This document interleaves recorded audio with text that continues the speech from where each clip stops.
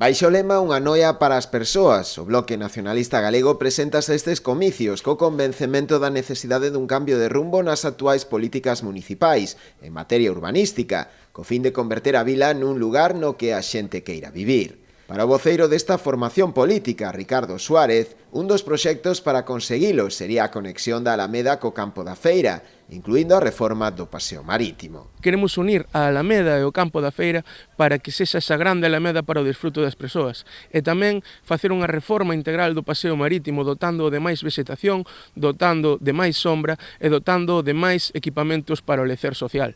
E despois, a medio prazo, tentar unir a Alameda e o paseo marítimo para facer chegar a Alameda ao mar. Para o BNG, o modelo da noia do futuro debería darlle prioridade aos peóns sobre o tráfico rodado, buscando a humanización de varias rúas do casco urbano.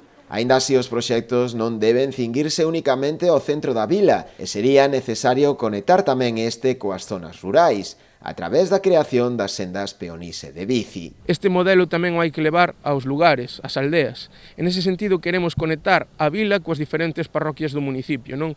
Facendo unha gran senda circular entre o paseo marítimo e Testal, e que tamén se conecte pois cos diferentes lugares do municipio. Outro dos puntos fortes do programa será a política medioambiental, buscando unha noia máis verde, evitando os vertidos á ría. Por esta razón traballarán para a creación dun plan plurianual para completar a actual rede de saneamento. Queremos que haxa unha licitación do servizo de mantemento da rede de augas residuais, porque o maior problema que ten o noso sistema de saneamento é o seu abandono.